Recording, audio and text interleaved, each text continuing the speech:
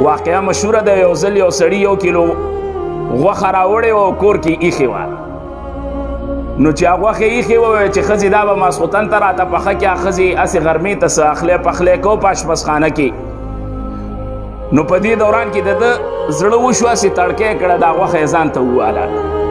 نو چې غوښه یې ځان ته وواله نو چې خاوند یې بېګا مطالبه وکړله چې ښځې 1 کیلو غوښه مې راوړې ده، هغه خو راته پخه کړه. ښځې خو اوس ویل چې یا الله دا څه حل شو، دا خو اوس دا غوښه غواړي، غوښه خو هلاکه شوه، زما بطن او خېټې ته لاړه. نو ښځې ورته ویل راځه څه بانه ورته وکوئ. خاوند وی هغه خو پیشو وخوړله. وی ښځې کومې پیشو وخوړه؟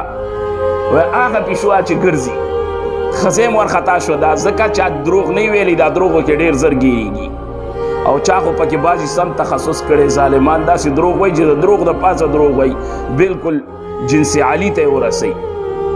نو هغه خاوند هم ساده شانتي پیشو یې راوستله او په 1 کیلو یې په یو سایډ کې کېښوده د تلې او یو سایډ ته پیشو کېښوده.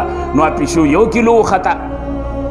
نو په دې دوران کې دغه خاوند دې ښځې ته ویل زما ګرانې ښځې زه تا ته حیران یم، تا ویل چې دا پیشو دا غوښه وخوړه، نو دلته خو زه حیران یم چې پیشو 1 کیلو وخته.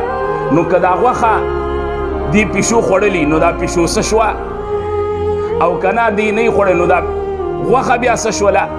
نو هغه ښځې ورته وخندل، وایي خاونده که دا پیشکتولي را سره کوې بیا هم زندګي نه تېرېږي. نو عزیزانو پیشکتولي به نه کوو، داسې به هم نه کوو چې د خپلو ښځو مهارونه به پرېږدو، د خپلو ښځو چې کم طرف ته رجحان لاړ شي همغه به کوو. نه، ښځې ناقصات العقل والدین ده.